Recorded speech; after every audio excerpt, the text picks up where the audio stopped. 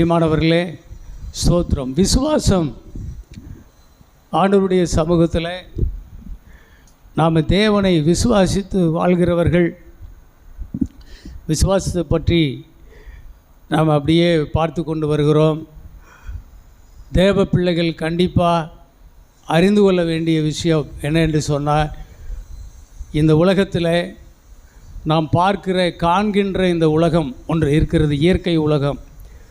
காணாத ஒரு ராஜ்யம், ஒரு உலகம் இருக்கிறது, ஆவிக்குரிய உலகம், அதுக்கு பேர். ஆனால் அந்த ஆவிக்குரிய உலகம்தான் இந்த மாம்சீக உலகத்தை கண்ட்ரோல் பண்ணுகிறது.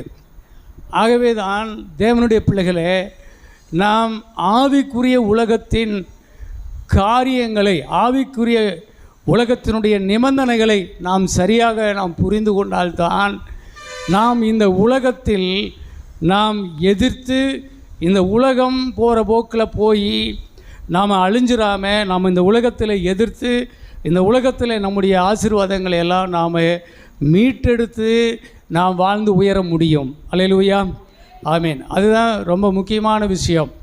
நாம் சபைக்கு வருவது அதுக்கு தான். நாம் ஆவிக்குரியவர்களாக இருக்கிறோம் என்பதை புரிந்து கொண்டு, ஆவிக்குரிய சத்தியங்களை, எனக்குரிய ஆவிக்குரிய மண்டலத்தில் எனக்கு கொடுக்கப்பட்டிருக்கிற எல்லா அந்த சக்தியை நான் அறிந்து, நான் அதை எப்படி எடுப்பது என்பதை எனக்கு சொல்லி கொடுக்குங்க ஆண்டவரே என்று சொல்லி தான் நாம் தேவ சபைக்கு நாம் வருகிறோம். படிங்க, 1 கொரிந்தியர் புஸ்தகம் 2ஆம் அதிகாரம் 9-16 வரைக்கும் படிச்சிருங்க. எழுதியிருக்கிறபடி தேவன் தம்மில் அன்பு கூறுகிறவர்களுக்கு ஆயத்தம் பண்ணினவைகளை கண் காணவும் இல்லை, காது கேட்கவும் இல்லை, அவைகள் மனுஷனுடைய இருதயத்தில் தோன்றவும் இல்லை.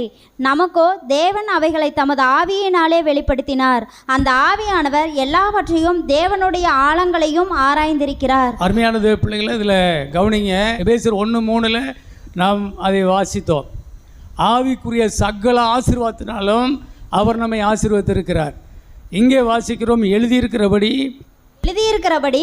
தேவன் தம்மில் அன்பு கூறுகிறவர்களுக்கு ஆயத்தம் பண்ணினவைகளை கண் காணவும் இல்லை, காது கேட்கவும் இல்லை, அவைகள் மனுஷனுடைய இருதயத்தில் தோன்றவும் இல்லை. ஆமாம், தேவன் தாம் தெரிந்தெடுத்திருக்கிற தேவ பிள்ளைகளாகிய நமக்கு அவர் ஆவிக்குரிய ரீதியில் ஆயத்தம் பண்ணி வைத்திருக்கிற அந்த பிளஸ்ஸிங், ஆயத்தம் பண்ணி வைத்திருக்கிற அந்த ஆசீர்வாதங்களை கண் காணவும் இல்லை, காது கேட்கவும் இல்லை. அது அவ்வளவு அதிகமாக இருக்கிறது. அல்லேலூயா சொல்லுவோமா? ஆமேன். அது அவ்வளவு அதிகம்.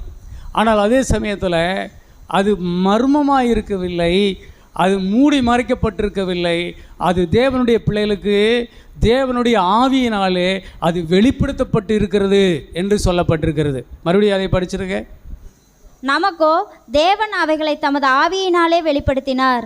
அந்த ஆவியானவர் எல்லாவற்றையும் தேவனுடைய ஆழங்களையும் ஆராய்ந்திருக்கிறார். ஆவிக்குரியவன் யாரு சொல்லுங்க. முதல்ல நான் ஆவிக்குரியவன் தானா அப்படிங்கிறத எப்படி ப்ரூவ் பண்ணுவீங்க? நீங்கள் ஆவிக்குரியவர்கள் என்பதை நிஜமாக நீங்கள் உறுதி செய்திருந்தால்தான் உங்களுக்கு இந்த ஆவிக்குரிய சத்தியம் விளங்கும். எப்படி நான் இதை அறிந்து கொள்வது? மறுபடியும் சொல்லிடுறேன். ஆதாம் ஏவாள் அவர்களுக்கு தேவன் சொன்னார், இந்த கனியை புசிக்கும் நாளில் நீ சாகவே சாவாய். அப்போது அந்த நாளிலேயே அவன் செத்தான் என்று நாம் பார்க்கிறோம். எங்கே செத்தான்? இன்றைக்கி வரைக்கும் எல்லோரும் உயிரோடு தான் இருக்கிறோம். எங்கே செத்தான்? அவனுக்குள்ளே என்ன செத்துச்சுன்னா, மனிதன், ஆவி, ஆத்மா, சரீரம், இந்த 3 பகுதியாக பிரிவாக இருக்கின்றான். எப்போ இந்த மனுஷன் பாவம் செய்தானோ அப்பொழுது தேவனுக்கும் மனிதனுக்கும் உள்ள தொடர்பு துண்டிக்கப்பட்டு விட்டது. அதனாலே மனிதன் செத்தவனானான். இந்த ஆவிக்கு மீண்டும் உயிர் வர வேண்டுமானால் அந்த தேவன் இந்த ஆவியை தொட்டு உயிர் கொடுக்கணும். அல்லேலூயா சொல்லுங்க பார்ப்போம். அப்போ தான் இந்த ஆவிக்கு உயிர் கிடைக்கும். அல்லாவிட்டால் இந்த உள்ளே இருக்கிற ஆத்மாவும் இந்த சரீரமும் இது என்ன செய்யும்? யாராவது ஒரு மனிதனையோ சிலையையோ அல்லது ஏதாவது ஒரு ஊரும் பிராணிகளையோ மிருகங்களையோ ஏதாவது சூரியனையோ சந்திரனையோ கடவுள்னு வணங்கிக்கிட்டு பைத்தியம் முடித்த மாதிரி தெரியும். அப்படி தான் மனிதர்கள் இருக்கிறாங்க. அதனால தான் வேதம் சொல்லுகிறது, எபேசியர் 2ஆம் அதிகாரத்தில் சொல்லுகிறது, அந்த காலத்தில் கர்த்தரை நாம் அறியாதிருந்த காலத்தில் எப்படி இருந்தோம்? 1 படிவா அப்படியே. அக்கிரமங்களினாலும் பாவங்களினாலும் மரித்தவர்களாயிருந்த உங்களை உயிர்ப்பித்தார். அவைகளில் நீங்கள் முற்காலத்திலே இவ்வுலக வழக்கத்திற்கேற்றபடியாகவும் கீழ்ப்படியாமையின் பிள்ளைகளிடத்தில் இப்பொழுது கிரியை செய்கிற ஆகாயத்து அதிகார பிரபுவாகிய ஆவிக்கேற்றபடியாகவும் நடந்து கொண்டீர்கள். அவர்களுக்குள்ளே நாம் எல்லாரும் முற்காலத்திலே நமது மாம்ச இச்சையின்படியே நடந்து நமது மாம்சமும் மனசும் விரும்பினவைகளை செய்து சுபாவத்தினாலே மற்றவர்களைப் போல கோபாக்கினையின் பிள்ளைகளாய் இருந்தோம். Praise the Lord. கவனிச்சிங்களா? மாமிசமும் மனசும். இந்த மனசுங்கிறது தான் ஆத்மா.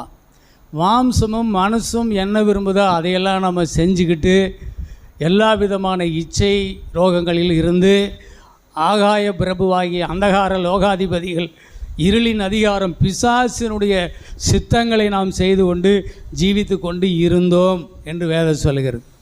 அருமையான தேவ பிள்ளைகளை, அப்படி இருந்த நம்மை என்ன அவர் சொல்லுது? அடுத்த வசனம் படிமா அப்படியே. தேவனோ இரக்கத்தில் ஐஸ்வர்யம் உள்ளவராய் நம்மில் அன்பு கூர்ந்த தம்முடைய மிகுந்த அன்பினாலே அக்கிரமங்களில் மரித்தவர்களாயிருந்த நம்மை கிறிஸ்துவுடனே கூட உயிர்ப்பித்தார். ஆமாம், அக்கிரமங்களிலும் பாவத்திலும் மரித்து போனவர்களாக இருந்த நம்மை அவர் என்ன செய்தார்? கிறிஸ்துவுடனே கூட உயிர்ப்பித்தார். அப்போ எங்கே வந்து தொட்டார்? செத்து போயிருந்த ஆவியை வந்து அவர் தொட்டார். ஆவியை அவர் உயிர்ப்பித்தார். ஆவியோடு கூட ஆவியாகிய தேவன் கனெக்ட் ஆகிட்டார். அழிலே சொல்லுங்க பார்ப்போம். ஆமேன். அதுதான் நம்முடைய ரட்சிப்பு. என்னங்க? அதுதான் நம்முடைய ரட்சிப்பு. ஆகவே தான் கர்த்தருக்கு ஸ்தோத்திரம். இந்த கர்த்தராகிய இயேசு கிறிஸ்துவை நாம் இரட்சகராக நாம் ஏற்றுக்கொண்டவர்கள் எத்தனை பேர்களோ அத்தனை பேர்களும் தேவனுடைய பிள்ளைகளாகும்படி அவர்களுக்கு என்ன கொடுத்தாரு? அதிகாரம் கொடுத்தார். அப்போ நம்ம தேவனுடைய பிள்ளைகளாக இருக்கிறோம். கர்த்தராகிய இயேசு கிறிஸ்துவை மரித்தோரில் நமக்காக அவர் மரித்தார் என்றும் அவரை மரித்தோரிலிருந்து அவரை உயிரோடு எழுப்பினார் என்றும் நீங்கள் விசுவாசித்தால் ரட்சிக்கப்படுவீர்கள். நீதி உண்டாக இருதயத்தில் விசுவாசிக்கப்படும், ரட்சிப்பு உண்டாக வாயினாலே அறிக்கை செய்யப்படும். எப்போ நீங்கள் இந்த கர்த்தராகிய இயேசு கிறிஸ்து என்னுடைய ஆண்டவர், எனக்காகத்தான் இவர் தேடி வந்தார், அவர் கடவுளாய் இருந்து வானாதி வானங்களை கொல்லாத தேவாதி தேவனுடைய ஒரே பேரான குமாரனாக இருந்தும் அவர் பிதாவின் சித்தப்படி எனக்காக பூமியில் அனுப்பப்பட்டு எனக்காக அவர் இந்த சபிக்கப்பட்ட பூமியில் முள்ளும் திருக்குமுள்ள பூமியில் அவர் வாழ்ந்து அவர் எனக்காக சிலுவையில் பாடுபட்டு மரித்தார்.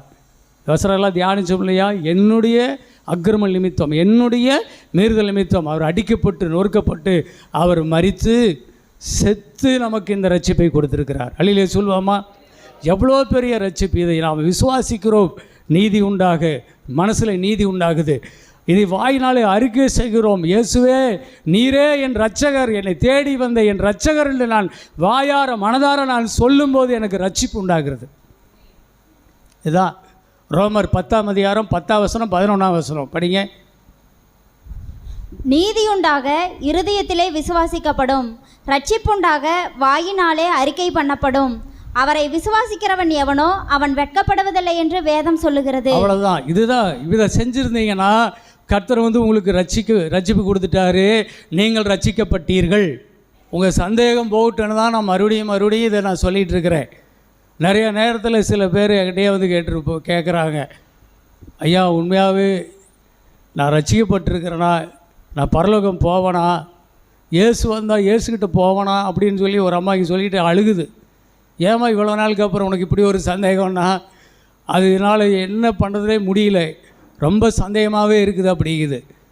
அது ஞானசானம் எடுத்து 5-6 வருஷம் திருவிருந்து எடுத்துக்கிட்டு இருக்குது. எப்படி உனக்கு இவ்வளவு சந்தேகம் வந்துச்சு? உன்னுடைய விசுவாசம். நீ எதினால் தேவனுடைய ஒவ்வொரு வார்த்தையினாலும் தான் பிழைப்பான். அல்லேலூயா.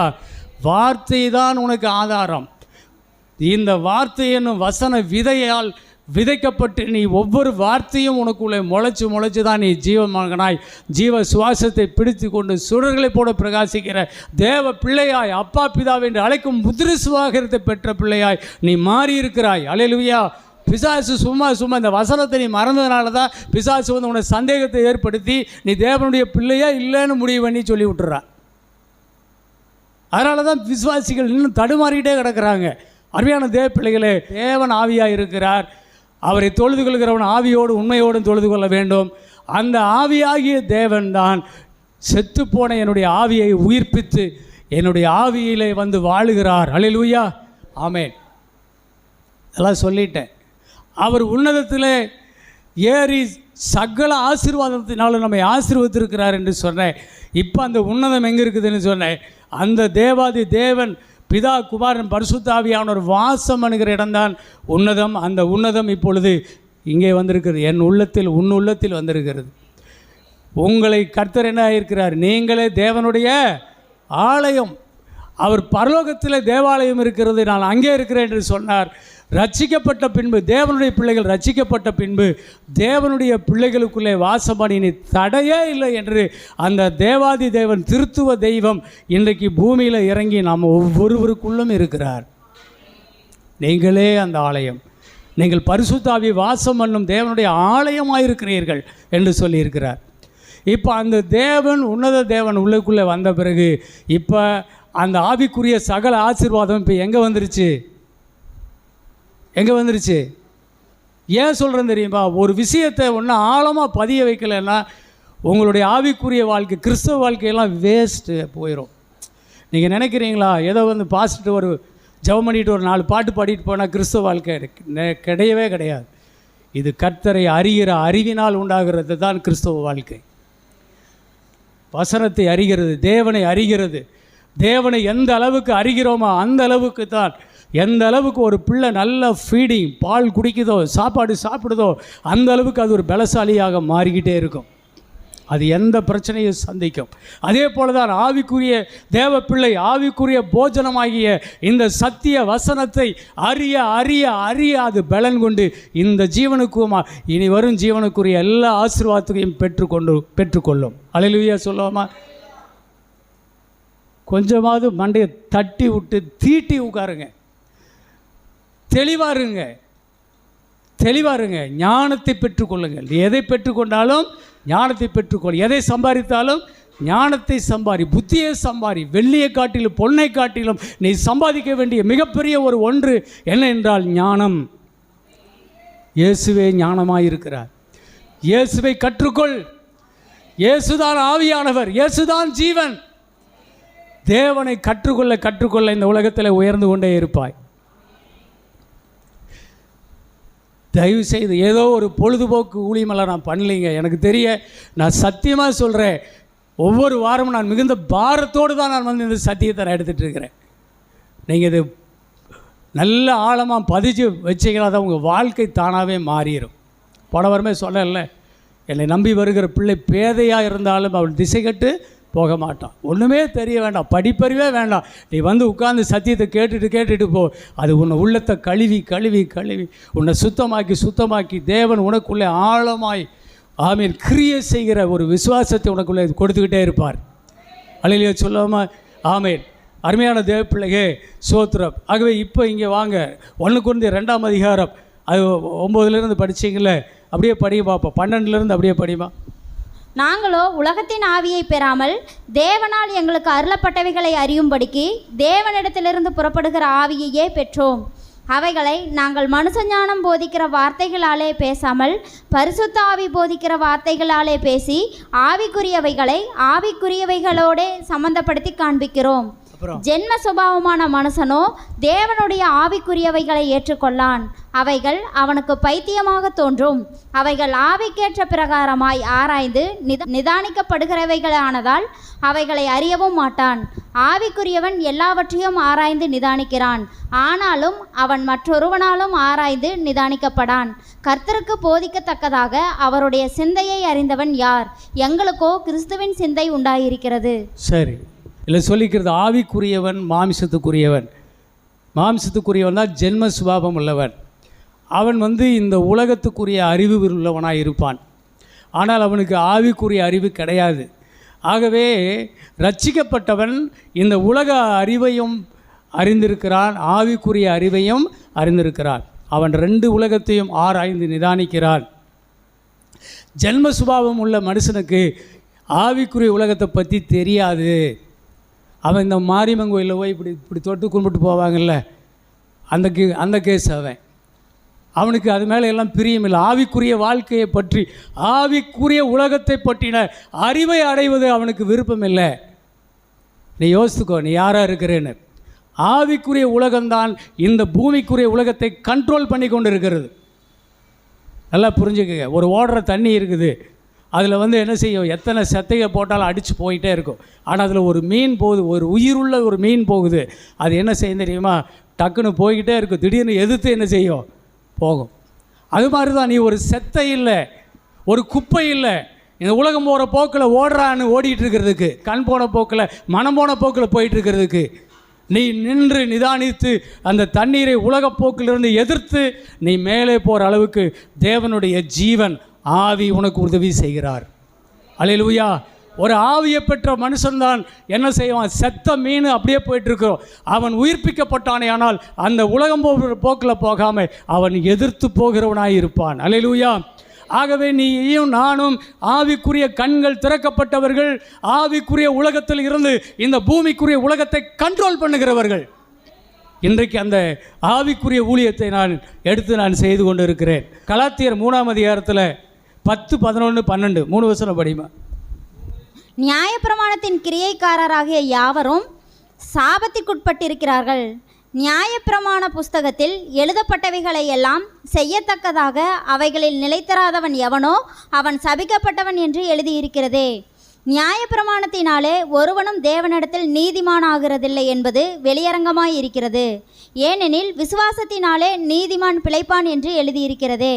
நியாயப்பிரமாணமோ விசுவாசத்திற்குரியதல்ல, அவைகளை செய்கிற மனுஷனோ அவைகளால் பிழைப்பான். மரத்தில் தூக்கப்பட்ட எவனும் சபிக்கப்பட்டவன் என்று எழுதியிருக்கிறபடி கிறிஸ்து நமக்காக சாபமாகி நியாயப்பிரமாணத்தின் சாபத்திற்கு நம்மை நீங்களாக்கி மீட்டு கொண்டார். Praise the Lord. பாருங்க, ஒரு பிரமாணம், நியாயப்பிரமாணம், அதாவது ஒரு விதி, புவியீர்ப்பு விதி. மேலே ஒரு பொருளை போட்டால் கீழே விழுகும். இங்கே மட்டும் இல்லை, இங்கே அமெரிக்கா போய் போட்டாலும் விழுகும், கனடாவில் போய் போட்டாலும் விழுகும், ஆப்பிரிக்காவில் போட்டாலும் விழுகும். இந்த உலகம் முழுவதிலும் எல்லா இடத்திலும் இந்த பிரமாணம், என்ன பிரமாணம், புவியீர்ப்பு பிரமாணம் வேலை செஞ்சுக்கிட்டு தான் இருக்கும். அதே மாதிரி தான் நியாயப்பிரமாணம். இது ஒரு விதி. நீ எந்த உலகத்துக்கு போனாலும் நியாயப்பிரமாணத்தை மட்டும் அறிந்திருந்தால், நியாயப்பிரமாணம் சொல்லுகிறதை செய், இல்லாவிட்டால் செய்யவில்லையா செத்து மடி, அவ்வளோதான். அது செய்தால் பிழைப்பாய், செய்யாவிட்டால் சாவாய். இதுதான் நியாயப்பிரமாணம். யாருனாலையும் செய்ய முடியல, எல்லாரையும் குற்றவாளியாக்கி மரண தண்டனைக்கு உண்டாக்கினது தான் நியாயப்பிரமாணம். ஆனால் யாரும் தன்னை பாவி என்று ஒத்துக்கிறதும் இல்லை, தன்னை தேவனுக்கு முன்பாக நீதியமான ஆக்குறதுக்கு ஆண்டவரே என்னை ரட்சின்னு கேட்குறவனும் இல்லை. அதனால தான் கர்த்தர் நியாயப்பிரமாணத்தின் கீழ் எல்லாத்தையும் அடைச்சி போட்டு அப்போ அவங்களுக்கு வேறொரு பிரமாணம் வருவதற்கு அவர்கள் காத்திருக்கும்படி, அவர்கள் வேண்டி இருக்கும்படி, கதறிக்கொண்டு இருக்கும்படி செய்ததால் குறித்த காலத்தில் கன்னிமரியாளுடைய வயிற்றில் பிறந்து இந்த விசுவாச பிரமாணம் பிறந்தது. இயேசு பிறந்தார். அல்லேலூயா சொல்லுவோமா? இயேசு பிறந்தார். கர்த்தருக்கு ஸ்தோத்திரம். அருமையான தேவ பிள்ளைகளே, இவரை விசுவாசிக்கிறவன் பிழைப்பான். விசுவாச பிரமாணம் என்ன சொல்லுது என்றால், விசுவாசிக்கிறவன் பிழைப்பான். அல்லேலூயா சொல்லுங்கள். விசுவாசம் ஒரு பிரமாணம் தானா அப்படின்னு சொன்னீங்கன்னா, ஆமாம், அது ஒரு பிரமாணம். ரோமர் 3ஆம் அதிகாரத்தில், ரோமர் 3 எடுங்க,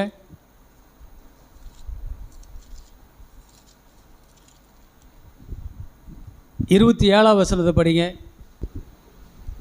இப்படி இருக்க மேன்மை பாராட்டல் எங்கே? அது நீக்கப்பட்டதே. எந்த பிரமாணத்தினாலே? கிரியா பிரமாணத்தினாலேயா அல்ல விசுவாச பிரமாணத்தினாலேயே? ஆதலால் மனுஷன் நியாயப்பிரமாணத்தின் கிரியைகள் இல்லாமல் விசுவாசத்தினாலேயே நீதிமானாக்கப்படுகிறான் என்று தீர்க்கிறோம். ஆமென். அல்லேலூயா சொல்லுங்க பார்ப்போம். விசுவாச பிரமாணம் என்று சொல்லப்பட்டிருக்கிறது. பிரமாணம் என்று சொன்னால் விசுவாசம் ஒரு விதி. விசுவாசம் ஒரு விதி. நியாயப்பிரமாணம் அது அழிஞ்சிருச்சா? இல்லை, அது இருக்குது. அதை செய்கிறவன் அதை பின்பற்றுறவன் அதுக்கு கீழே அடிமையாக இருக்கிறான். விசுவாச பிரமாணத்தை எவன் செய்கிறானோ அவன் விசுவாச பிரமாணத்தினாலே ஜெயிக்கிறான். அல்லேலூயா சொல்லுவோமா? ஆமென். அங்கே செய்கிறதில்ல. இப்போ கூட 2 பேர் குழந்தைய எடுத்துகிட்டு வந்தாங்க. இப்போ இவங்க பழைய ஏற்பாட்டின்படி ஆனால் இவங்க என்ன செய்யணும்? ஆடோ மாடோ, பணக்காரங்க என்ன செய்யணும்? ஆடுகளையும் மாடுகளையும் பலியிட்டு அப்புறம் இந்த குழந்தைக்கு பேர் பிரதிஷ்டை செய்யணும். ஏழைகளாக இருந்தாங்கன்னா அவங்க என்ன செய்யணும்? புறா குஞ்சுகளை கொண்டு வந்து பலியிட்டு ரத்தம் சிந்தில்லாமல் பாவ மன்னிப்பு பிரதிஷ்டை இல்லவே இல்லை. ஆனால் இப்போ நம்ம அதெல்லாம் செஞ்சோமா? செய்யலை. என்ன சொல்லிட்டோம்? இயேசுவே உம்முடைய ரத்தத்தினாலே பிரதிஷ்டை. அல்லேலூயா சொல்லுவோமா? ஏனென்றால் இப்பொழுது இயேசு அவருடைய ரத்தத்துக்கு ஈடு இணை இந்த உலகத்தில் எதுவுமே கிடையாது. இயேசு ரத்தத்தை ஒரு பக்கம் வச்சுட்டு இந்த உலகத்தில் எத்தனை கோடிக்கணக்கான மாடு ரத்தமோ ஆடு ரத்தமோ கோழி ரத்தமோ சிந்தி இந்த ரத்தத்துக்கு இணையாக கொண்டு வந்தால் அந்த ரத்தமெல்லாம் என்ன செய்யாது? செல்லவே செல்லாது. இதெல்லாம் அப்படியே செல்லா காசு. இயேசுவின் ரத்தம் விலையேறப்பெற்றது. அல்லேலூயா, ஆமேன். விலையேறப்பெற்றது. ஆகவே தான் கர்த்தருக்கு ஸ்தோத்திரம். இப்பொழுது போஜன பலி அவர் தான், பான பலி அவர் தான், பிரதிஷ்டை பலி அவர் தான், சமாதான பலி அவர் தான், அப்புறம் தகன பலி அவர் தான். எல்லா பலியும் அவர் தானவர். அல்லேலூயா, அவரே ஆயிட்டார். அதனால தான் கர்த்தருக்கு ஸ்தோத்திரம். இன்றைக்கி இயேசு போதுமே, இயேசு எனக்கு போதும், வேறு எல்லாம் முடிஞ்சு போச்சு, இவர் எனக்கு வந்தால் போதும், எல்லாமே எனக்குள்ளே வந்துருச்சு. ஆக இனி நமக்கு என்ன கிடையாது? விசுவாசம் மட்டும் போதும். இனி நமக்கு ஆடோ மாடோ பலி செலுத்த வேண்டிய அவசியம் இல்லை, கிரியை இல்லை. இங்கே விசுவாச கிரியை இருக்குது, அது வேறு. ஆனால் இந்த கிரியைகள் ஒழிக்கப்பட்டு விட்டது. அல்லேலூயா சொல்வோமா? பலி செலுத்தப்படுகிற கிரியைகள் ஒழிக்கப்பட்டு விட்டது. இன்றைக்குமே நிறைய இடங்களில் என்ன பண்ணுறாங்க? பலி செலுத்திகிட்டே இருக்கிறாங்க, பலி செலுத்திட்டு இருக்க. பாவம். அவர்கள் இன்னும் யாரை அறியல? கர்த்தரை அறியவில்லை. அருமையான தேவ பிள்ளைகளே, அவர்களுக்கு இன்னும் இளைப்பாறுதல் இல்லை. அவர்கள் இன்னும் இளைப்பாறுதல் இல்லாமல் அவருடைய ஆவியிலும் ஆத்மாவிலும் சரீரத்திலும் அவர்கள் இன்னும் பாவ மன்னிப்பு பெற முடியாமல் எத்தனையோ ஆடு மாடுகளை வெட்டி கொண்டு வருஷந்தோறும் அந்த பண்டிகைகளை கொண்டாடி கொண்டு இளைப்பாறுதல் இல்லாமல் அலைந்து கொண்டு இருக்கிறார்கள். ஆனால் கர்த்தரோ இயேசு கிறிஸ்துவை விசுவாசத்தின் நிமித்தம் வெளியேறப்பட்ட இரத்தத்தினால் உங்களுக்கு ரட்சிப்பை கொடுத்து விசுவாசத்தினால் இதை பெற்றுக்கொண்டபடியினால் இப்பொழுது உனக்கு இளைப்பாறுதலாக இருக்குது. அல்லேலூயா சொல்லுவோமா? அவங்க மாதிரி உனக்கு எந்த சாங்கியம் சடங்கு சம்பிரதாயம் எந்த பலியும் இனி உனக்கு தேவையே கிடையாது. இப்போ ஒரு பெரிய இளைப்பாறுதல் எதில் வந்துச்சு? விசுவாச பிரமாணம். அல்லேலூயா சொல்லுவோமா? விசுவாசத்தினாலே நீதிமான் பிழைப்பான். விசுவாசம்தான் ஒரு மனிதனை நீதிமான் ஆக்கும். 2 கொரிந்தியர் 4 அதிகாரம் 16, 17, 18 படிமா. ஆனபடியினாலே நாங்கள் சோர்ந்து போகிறதில்லை. எங்கள் புறம்பான மனுஷனானது அழிந்தும் உள்ளான மனுஷனானது நாளுக்கு நாள் புதிதாக்கப்படுகிறது. மேலும் காணப்படுகிறவைகளை அல்ல, காணப்படாதவைகளை நோக்கி இருக்கிற நமக்கு அதிசீக்கிரத்தில் நீங்கும் லேசான நம்முடைய உபத்திரவம் மிகவும் அதிகமான நித்திய கனமகிமையை உண்டாக்குகிறது. ஏனெனில் காணப்படுகிறவைகள் அநித்தியமானவைகள், காணப்படாதவைகளோ நித்தியமானவைகள். சரி, அப்போது இங்கேயும் அதே தான் சொல்லுது பைபிளில் பாருங்கள். அதே மாதிரி எபிரேயர் 11:11 கூட எடுங்க. சோத்திரம். காணப்படுகிறவைகள் காணப்படாதவைகள், காணப்படுகிறவைகள் அநித்தியமானவைகள், காணப்படாதவைகள் நித்தியமானவைகள். அல்லேலூயா சொல்லுவோமா? என்னடா இது, என்னது? இதுதான் கற்றுக்கணும், இதுதான் கற்றுக்கணும். காணப்படுகிறவைகள் என்ன, காணப்படாதவைகள் என்ன? காணப்படுகிறவைகள் அநித்தியம், அழியக்கூடியது. காணப்படாதவைகளெல்லாம் நித்தியமானது, நிலைவரமாய் நிற்கக்கூடியது. என்ன பாஸ்டர் சொல்கிறீங்க? எது, எப்படி இதையெல்லாம் நான் புரிந்து வாழ்வது? எனக்கு கிறிஸ்தவ வாழ்க்கை ஒரு கஷ்டமாக இருக்குது. கஷ்டமே இல்லை. 2 எவ்வளோங்க? அது சொல்லுங்கள், கணக்கு எவ்வளோங்க? 4 இல்லைங்களா? 5, 8 எவ்வளோங்க? 13 அவ்வளோதானே? ஆமாம். 6, 3 எவ்வளோங்க? 9. 10 ஆகுமா? 8 ஆகுமா? விசுவாச பிரமாணம் அப்படி தான். அப்படியானா என்ன? இது ஒரு விதி. இது இப்படித்தான். இந்த கணக்கை கற்றுக்கிட்டாங்கன்னா, இந்த வாய்ப்பாடை கற்றுக்கிட்டாங்கன்னா அவங்க கணக்கில் தப்பு செய்வாங்களா? அதே மாதிரி தான் இந்த விசுவாச பிரமாணம். இது கற்றுக்கொள்ளக்கூடிய ஒன்று. இது ஏதோ ஒரு மாயாஜாலம் அல்ல, ஒரு ஜிம்னாட்டிக்ஸ் வேலை இல்லை.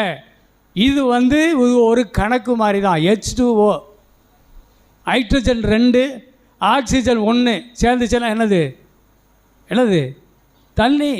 ஹைட்ரஜனையும் ஆக்சிஜனையும் 2ஆக பிரித்தா என்ன ஆயிரும்? தண்ணி வருமா? தண்ணி காணாமல் போயிடும். அந்த இடத்துல வேறு ஒன்று உருவாயிரும். அணு வெடிச்சிரும். அருமையான தேவ பிள்ளைகள், அது மாதிரி தான் இந்த பிரமாணம் இது ஒரு கோட்பாடு. இந்த கோட்பாடுனா என்ன? இது எதுக்குள்ளே இது வரையறுக்கப்பட்டது. இது இப்படித்தான். இதுக்கு மேலே உன்னை கூட்டவும் முடியாது, உன்னை குறைக்கவும் முடியாது. அப்படி தான் விசுவாசம் இயங்குகிறது. விசுவாசம் என்பது ஏதோ நாம் ஒன்று தயார் பண்ணுறதல்ல. ராத்திரி மகளம் 40 நாள் உபவாசம் இருந்தால் ஒரு விசுவாசம் ஒன்று வரும், அது அல்ல. நான் கண்டுபிடிச்சேன் அப்படிங்கிறது அல்ல விசுவாசம் என்பது தேவனுடைய விசுவாசம். இங்கே சொல்லுகிறது எபிரேயர் 11:1 என்ன சொல்லுது? விசுவாசமானது நம்பப்படுகிறவைகளின் உறுதியும் காணப்படாதவைகளின் நிச்சயமுமாய் இருக்கிறது. ஆமா, நம்பப்படுகிறவைகளின் உறுதி கண்டிப்பாக நம்பலாம், ஆனால் நிச்சயமாக காணப்படாதவைகள். அல்லையா சொல்லுவோமா? கண்ணில் தெரியாது, ஆனால் என்ன செய்யும்? கண்டிப்பாய் நம்ப முடியும், உறுதியாய் நம்ப முடியும். அதான் விசுவாசம். இதை கற்றுக்கணும். இதுக்கு தான் கர்த்தர் நம்மை வச்சிருக்கிறார். அடுத்த வசனம் கூட படிவா. அதனாலே முன்னோர்கள் நற்சாட்சி பெற்றார்கள். விசுவாசத்தினாலே நாம் உலகங்கள் தேவனுடைய வார்த்தையினால் உண்டாக்கப்பட்டதென்றும் இவ்விதமாய் காணப்படுகிறவைகள் தோன்றப்படுகிறவைகளினால் உண்டாகவில்லை என்றும் அறிந்திருக்கிறோம். ஆமாம், விசுவாசத்தினாலே முன்னோர்கள் நற்சாட்சி பெற்றாங்க. விசுவாசமானது என்ன என்றால் காணப்படுகிறவையினால் தோன்றவில்லை, காணப்படாத ஒன்று என் இருதயத்தில் இருந்துச்சு. நாம் உலகங்கள் எல்லாமே காண்கிற எல்லாமே தேவனுடைய உள்ளத்தில் இருந்தது. அதை கர்த்தர் என்ன செய்தார்? அவர் உள்ளத்தின் நிறைவினால் அவர் வாய் பேசிட்டு அவர் வாயிலிருந்து பேச எல்லாமே டக்குன்னு உருவாச்சு. அல்லையிலே சொல்லுவோமா? அப்போ கர்த்தருக்கு ஸ்தோத்திரம்.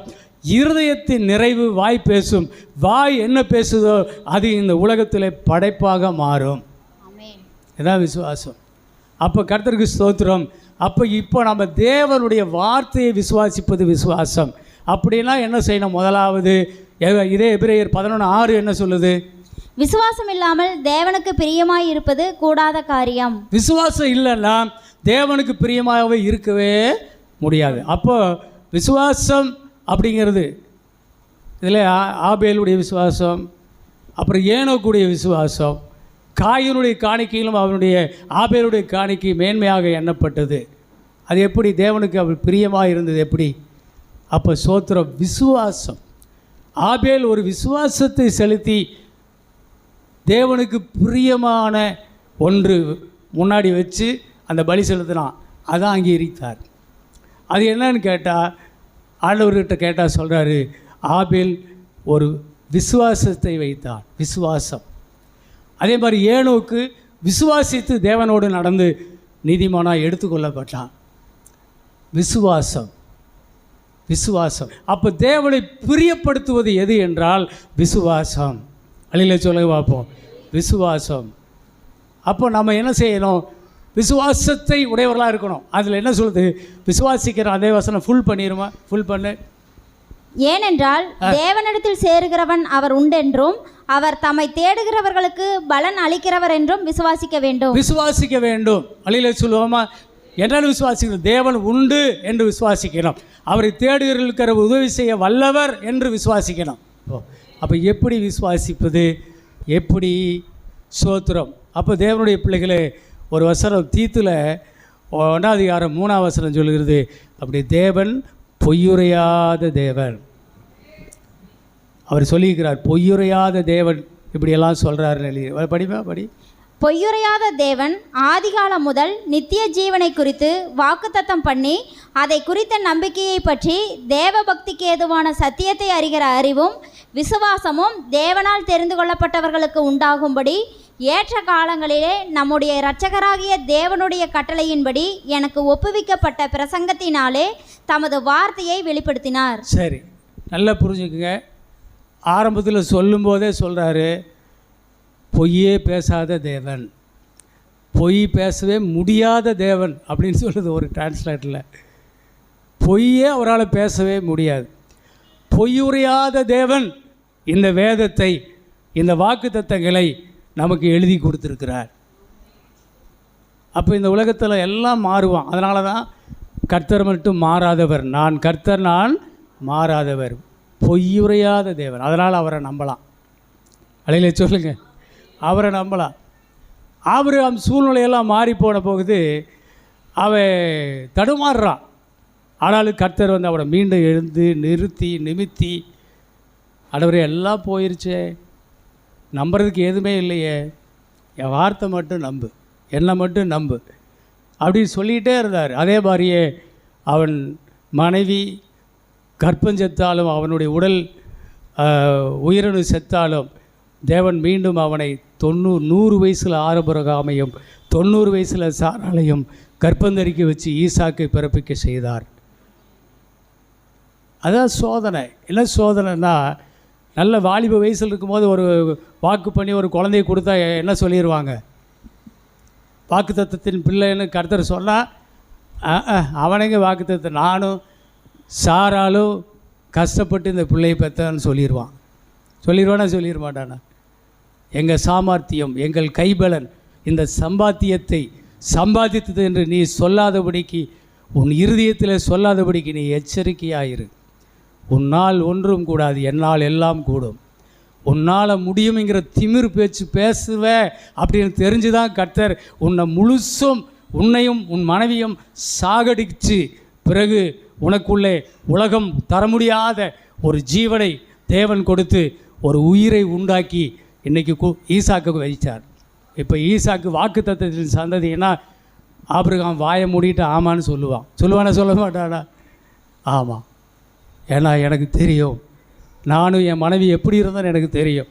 அதனால் இந்த குழந்தை வாக்கு தத்தத்தின் பிள்ளை. அல்லேலூயா, ஆமீன். அவர் சொன்னார், அதை நிறைவேற்றினார். அவர் சொன்னதை நிறைவேற்றுவார். பொய்யுரையாத தேவன், சொன்னதை நிறைவேற்ற வல்லவர் என்று விசுவாசிக்கிறேன். இப்போ சொல்லுவானா சொல்ல மாட்டானா? அதுதான் சில வேளையில் நம்முடைய வாழ்க்கையில் நிறைய சோதனைகள் லேட்டாகிறது என்ன தெரியுமா? உனக்குரிய உன்னுடைய நம்பிக்கை முழுவதும் செத்தாதான் ஒரு புதிய ஒரு பிறப்பு அந்த இடத்துல உண்டாகும். அல்லையிலே சொல்லுவோமா? ஆமை. உன் நம்பிக்கை முழுவதும் அழியணும்.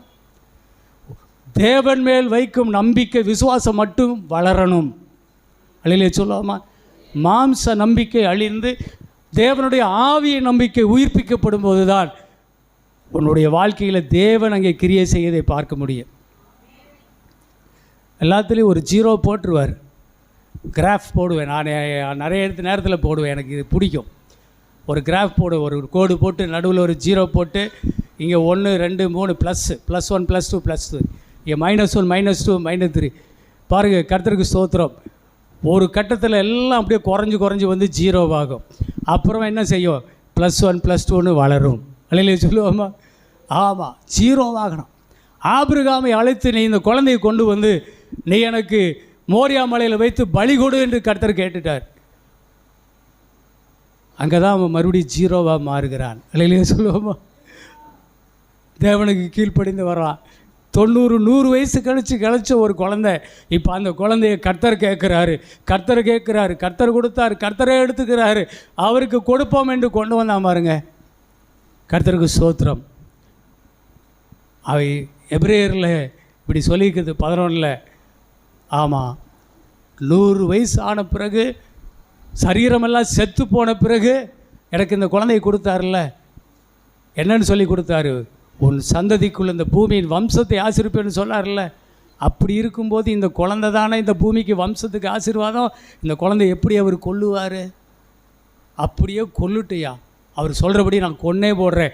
ஆனாலும் இந்த குழந்தையை மீண்டும் உயிர்ப்பித்து இதே ஈசாக்கு வழியில் இந்த பூமியில் இயேசு வருவார். இயேசு மூலமாக இந்த பூமியின் சந்ததி ஆசீர்வதிக்கப்படும்.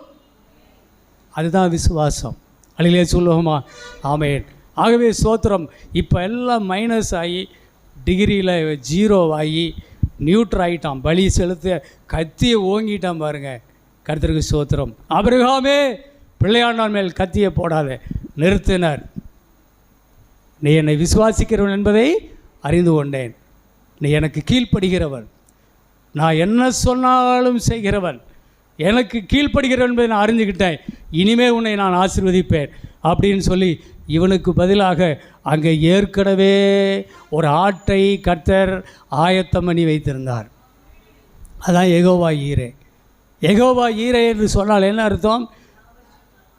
அவர் எனக்குடைய தேவைகளை அவர் பார்த்து கொள்வார். இந்த இடத்துல என் தேவையை அங்கே வச்சுட்டாரு, இப்போ அதை கண்ணில் காட்டிட்டார், இப்போ மறைவாக இருந்துச்சு, இப்போ எடுத்து அதை பலி செலுத்திட்டு வீட்டுக்கு போப்பா, கூட்டிகிட்டு போ. நான் சொன்னது அத்தனையும் ஒரு துளி மாறாமல் உன்மேல் உன் சந்ததியின் மேல் உனக்கு ஆசீர்வாதத்தை கொடுப்பேன். ஆபிரகாமுக்கு இருக்கிற இந்த விசுவாச போராட்டம் எல்லாமே எதுக்கு தெரியுமா? அவனுடைய சந்ததியை ஆசீர்வதிக்க தான். அல்லேலூயா சொல்லுவோமா? இன்றைக்கி நான் இந்த விசுவாச ஊழியத்தில் நான் விசுவாசித்து போராடி கொண்டிருப்பதற்கு தெரியுமா? என் சந்ததி வாழ வேண்டும். அல்லேலூயா சொல்லுவோமா? என் சந்ததின்னு சொன்னால் ஜோசப் எடுத்துக்கலாம். நான் என் சந்ததிக்கு ஒரு ஆசீர்வாதத்தை ஏற்படுத்துவேன். அல்லேலூயா. இது என்னுடைய தேவனுடைய செயல். அதே மாதிரி என் சந்ததி என்று சொல்லக்கூடிய ஆவிக்குரிய என் பிள்ளைகள், உங்களுக்கு இந்த ஜீவனின் ஆசீர்வாதத்தை நான் கொடுப்பேன். அதுக்கு தான் என்னை கர்த்தர் வச்சிருக்கிறார். அதுக்கு தான் நான் இத்தனை பாடுகள் பட்டு கொண்டிருக்கிறேன். கர்த்தருக்கு ஸ்தோத்திரம். அருமையானது. அதுக்காகத்தான் ஆபிரகாமை அப்படியே செக்க மாதிரி ஜூஸ் மாதிரி புழிஞ்சு எடுத்து விசுவாசத்தில் வல்லவனாக்கினார் கர்த்தர். அது மாதிரி தான் ஊழியக்காரர்கள் கர்த்தருக்கு உண்டாக இருக்கிறோம். அதே மாதிரி தான் விசுவாச பிள்ளைகளாகிய நீங்கள் உங்கள் குடும்பத்துக்கு ஆசீர்வாதமாக இருக்கும்படி தேவனுடைய விசுவாச வாழ்க்கையிலே வாழ்ந்து கொண்டிருந்தால் பதறாதீர்கள். விசுவாசிக்கிறவன் பதறமாட்டான், சிதறமாட்டான். அல்லேலூயா. விசுவாசிக்காதவன் என்ன செய்வான்? ஐயோ, பதறனா கையில் இருக்குது கீழே விழுந்து சிதறிடும், யாருக்குமே பிரயோஜனப்படாது. ஆகவே சோத்திரம். பதறாத மனமும் சிதறாத வாழ்வும் பரிசாக தேவன் நமக்கு தருவார். அல்லேலூயா. ஆமென். அது எதிலிருந்து வருது? விசுவாசம் தேவனுடைய வசனத்தின் மூலமாய் வருது. பொய்யுரையாத தேவனுடைய வார்த்தையில் தான் இந்த விசுவாசம் வருகிறது. மார்க் 5ஆம் அதிகாரம் எடுங்க, 25 படிங்க. அப்பொழுது 12 வருஷமாய் பெரும்பாடுள்ள ஒரு ஸ்திரீ அநேக வைத்தியர்களால் மிகவும் வருத்தப்பட்டு தனக்கு உண்டானவைகளை எல்லாம் செலவழித்தும் சற்றாகிலும் குணமடையாமல் அதிக வருத்தப்படுகிற பொழுது இயேசுவை குறித்து கேள்விப்பட்டு, நான் அவருடைய வஸ்திரங்களை ஆகிலும் தொட்டால் சொஸ்தமாவேன் என்று சொல்லி ஜனக்கூட்டத்துக்குள்ளே அவருக்கு பின்னாக வந்து அவருடைய வஸ்திரத்தை தொட்டாள். உடனே அவளுடைய உதிரத்தின் ஊறல் நின்று போயிற்று. அந்த வேதனை நீங்கி ஆரோக்கியமடைந்ததை அவள் தன் சரீரத்தில் உணர்ந்தாள். உடனே இயேசு தம்மிலிருந்து வல்லமை புறப்பட்டதை தமக்குள் அறிந்து ஜனக்கூட்டத்துக்குள்ளே திரும்பி, என் வஸ்திரங்களை தொட்டது யார் என்று கேட்டார்.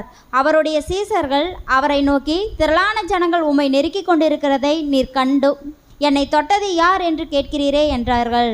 இதை செய்தவளை காணும்படிக்கு அவர் சுற்றிலும் பார்த்தார். தன்னிடத்திலே சம்பவித்ததை அறிந்த அந்த ஸ்திரீயானவள் பயந்து நடுங்கி அவர் முன்பாக வந்து விழுந்து உண்மையை எல்லாம் அவருக்கு சொன்னாள். அவர் அவளை பார்த்து, மகளே, உன் விசுவாசம் உன்னை ரட்சித்தது, நீ சமாதானத்தோட போய் உன் வேதனை நீங்கி சுகமாயிரு என்றார். 12 வருஷம் பெருமாடுள்ள ஸ்திரீ, தன் பணம் எல்லாம் அழிஞ்சு போச்சு, சற்று கூட குணமடையலை, கொஞ்சம் கூட குணமடையலை, கொஞ்சம் கூட குணமடையலை. என்ன சொல்கிறது?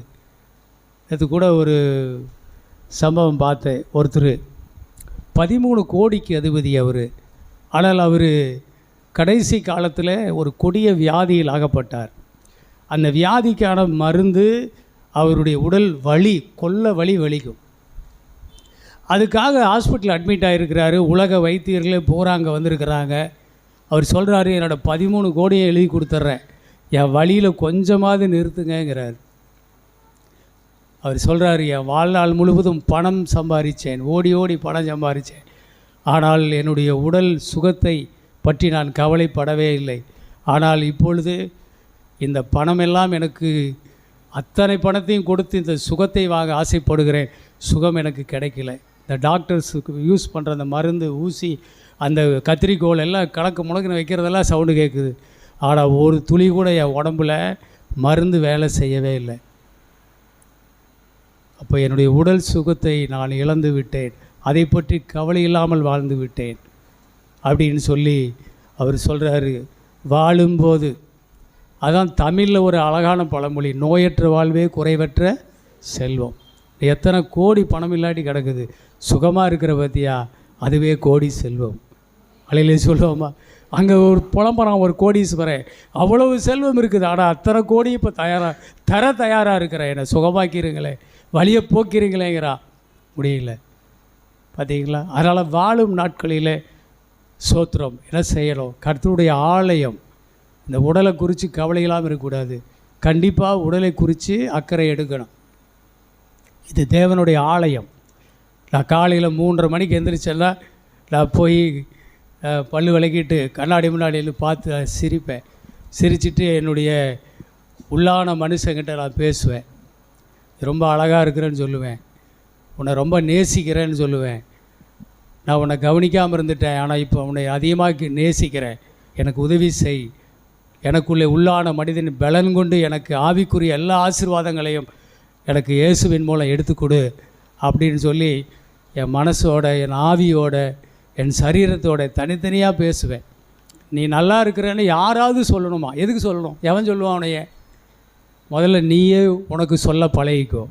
வெளியிலே சொல்லுவோமா, ஆத்துமா, என் ஆத்துமாவே நீ ஏன் கலங்குகிறாய், நீ ஏன் எனக்குள் தேங்குகிறாய், தேவனை நோக்கி காத்திரு அப்படின்னு சொல்கிறாரு.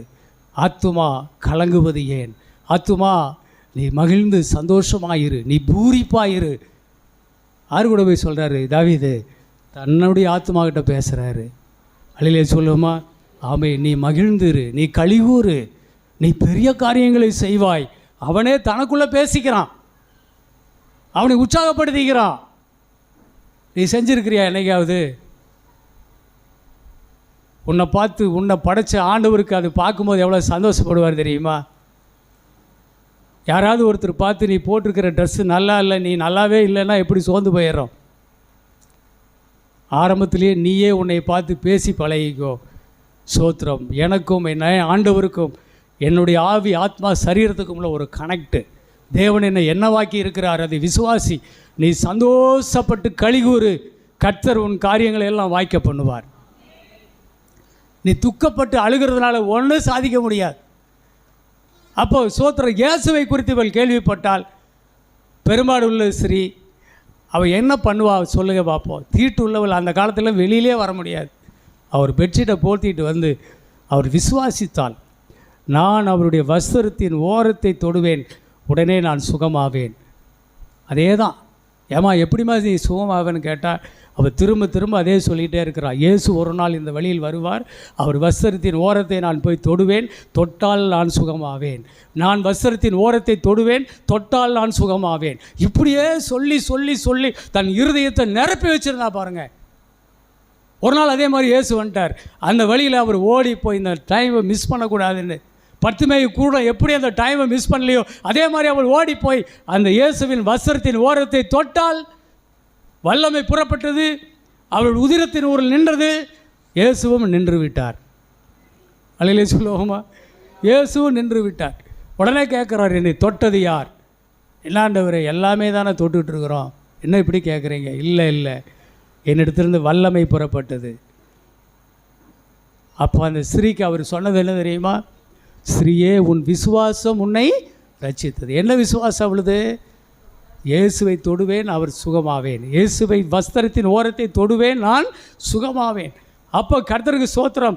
அவள் சுகத்தை தனக்குள் வருவதற்காக ஒரு விசுவாசத்தை தனக்குள் வைத்து கொண்டு அதற்காகவே அவள் பிரயாசப்பட்டு கொண்டு காத்திருந்தால் சமயம் வந்தது, அதை தொட்டு சுகம் பெற்றுக்கொண்டாள். அல்லேலூயா சொல்லுவோமா? ஆமென். அருமையான தேவ பிள்ளைகளே, இதான் விசுவாசம், பிரமாணம், முடிஞ்சு போச்சு. அங்கே இயேசு வேறு எதையுமே அவள் உண்மையெல்லாம் சொன்னான். கஷ்டமெல்லாம் பட்ட ஆண்டவரே, எத்தனை 12 வருஷம் கஷ்டம். அவர் அதெல்லாம் ஒன்று சொல்ல, ஸ்ரீயே, உன் விசுவாசம் உன்னை ரட்சித்தது. அவ்வளோதான். நீ வேதனை நீங்கி சுகமாயிரும். விசுவாசித்தால் தேவனுடைய மகிமையை காண்பாய். ஆகவே சோத்திரம். இதை செய்ய முடியும், என்னால் ஆகும் என்று நீ விசுவாசிக்கிறாயா? ஆமேன். அப்படியானால் நீ விசுவாசித்தபடியே ஆகட்டும். எப்படி விசுவாசித்த அப்படியே ஆகட்டும். அப்போ எப்படி விசுவாசிப்பது? உன் இருதயத்தில் எந்த வசனத்தை கொண்டு எப்படி விசுவாசிப்பது, எப்படி சுகத்தை பெறுவது? நீ தீர்மானித்து கொண்டு இருந்தால் நீ தீர்மானித்தபடியே உனக்கு ஆகும். அழியில் சொல்லுங்க பார்ப்போம். ஆமை. சும்மா வந்து போயிட்டு இருக்கிறதில்ல. என் வாழ்க்கையில் எல்லாவற்றையும் நான் பெற்றுக்கொள்ளும்படிக்கு எல்லா விதத்திலும் கர்த்தர் பங்கு பங்காய் வகை வகையாய் கர்த்தர் என்ன செஞ்சிருக்கிறாரு? வசனத்தை எனக்கு தந்திருக்கிறார். ஆதியாகமத்தில் சொல்லியிருக்கிறது, முதல் 12, 13, 14 சொல்லியிருக்கிறது, அவர் விதையை விருட்சங்களை படைத்தார். அந்த தாவர விதைகளுக்குள்ளே, விருட்சங்களுக்குள்ளேயே, கனிதரும் விருட்சங்களுக்குள்ளேயே அடுத்த ஜெனரேஷனுக்குரிய ஜாதியான வகை வகையான ஜாதியான விருட்சங்களை உண்டாக்கத்தக்கதாக அந்தந்த செடிகளுக்குள்ளேயே விருட்சங்களுக்குள்ளேயே அந்தந்த விதையை வைத்திருந்தாராம். அலையில் சொல்லி பார்ப்போம். அந்த விதை அப்படியே அது என்ன செய்யுது, இன்றைக்கி வரைக்கும் கனி கொடுத்துட்டே இருக்குது அப்படியே. அப்போ அது மாதிரி தான் சுகத்துக்கான வசனம், பலனுக்கான வசனம், தைரியத்திற்கான வசனம், பாதுகாப்புக்கான வசனம். புரியுதா உங்களுக்கு?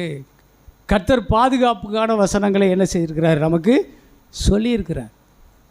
சங்கீதம் 91 தேவனுடைய பாதுகாப்பு இல்லைங்களா?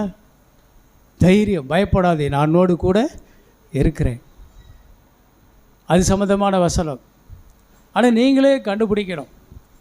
சுகத்துக்கான வசனத்தை சொல்லணும். அப்படி தழும்புகளால் நான் சுகமானேன், அப்படி காயங்களால் நான் சுகமானேன் சொல்லணும். சுகத்தை பற்றின வசனத்தை எல்லாம் நீங்கள் சொல்லணும். அதே மாதிரி எல்லா பலனுக்கான வசனங்களை சொல்லணும். அதே மாதிரி வாழ்வு, நீடிய வாழ்வுக்கான வசனங்களை சொல்லணும். ஐஸ்வர்யத்துக்கான வசனங்கள் சொல்லணும். நன்மைகள், தி பெஸ்ட்டு, உனக்கு எனக்கு தேவன் ஏற்படுத்தி வைக்கிற மிக சிறந்த நன்மைகள் அதெல்லாம் இருக்குது. எல்லாத்தையும் எடுத்து வாயில் சொல்லணும், அறிக்கை பண்ணணும். இருதய நிரப்பணும், வாயில் சொல்லணும். அது என்ன செய்யும், நமக்கு பலனை கொடுக்கும். இப்போ ஓரளவுக்கு கெஸ் பண்ணியிருப்பீங்கன்னு நினைக்கிறேன். இதுதான் விதி. அப்போ அந்த பெண் என்ன செய்தால், தன்னுடைய இருதயத்தில் தீர்மானித்தாள். இயேசுவை குறித்து முதல்ல கேள்விப்படுகிறார், வார்த்தைகளால் கேள்விப்படுகிறார். அந்த வார்த்தைகளை விசுவாசித்தால், நானும் தொட்டால் எனக்கு சுகமும் கிடைக்கும் என்று விசுவாசித்தாள். அப்படி உடலில் சுகம் இல்லை, ஆனால் ஆவியில் சுகம் வந்துருச்சு. ஆவியில் நம்பிக்கிட்டாள். அந்த வார்த்தையினால் தன்னை இருதயத்தை நிரப்பி இயேசுவின் வல்லமையால் சுகம் பெற்று அனுபவிப்பேன் என்று முழுசாக நம்பிட்டான். ஒரு நாள் அதை பெற்றுக்கொண்டாள். அலையிலே சுலகமாக பெற்றுக்கொண்டாள். அப்படியே வாங்க, தயவுசெய்து வாரம் வாங்க. நிறைய இருக்குது. இது சும்மா இயேசுவே அப்படின்னு எழுந்திரிச்சு காலையில் முட்டி போட்டு 4 மணி நேரம் 3 மணி நேரம் நிற்கிறவங்க பெருமையிலெல்லாம் இந்த விசுவாசம் வராதுங்க. சத்தியத்தை அறிவீர்கள், சத்தியம் உங்களை விடுதலையாக்கும். கேட்கிறவன் பாக்கியவான். கேட்கிறதை குறித்து கவனமாயிரு. எவ்வளவு அதிகமாக எதை கேட்கிறாயோ அதுதான் உனக்கு பலன் தரும். உலகத்தில் அவிசுவாச காரியத்தை நிறைய கேட்டீங்கன்னா அவிசுவாச விதைகள் காஞ்சிரி முள்ளுக முளைச்சி காடாக போயிடும். கர்த்தருடைய வார்த்தையின் மேல் விசுவாசம் உள்ளவனாய் தாகம் உள்ளவனாய் கேட்டால், வார்த்தையை எவ்வளவு கேட்கிறாயோ அந்த அளவுக்கு உன்னுடைய வாழ்க்கை வளமாக மாறிவிடும். ஆமென் சொல்லுங்க பார்ப்போம். நம்புறீங்களா இல்லையா? அதனால் சண்டே வந்தால் திடுக்குன்னு எந்திரிங்க. எந்திரிச்சு வேகமாக புறப்பட்டு சபைக்கு 2 மணி நேரம் மிஸ் பண்ணாமல் வந்துட்டு போங்க. கர்த்தர் உங்களை ஆசீர்வதிப்பார். ஆமென். ஜெபம் பண்ணி முடிச்சிடலாம்.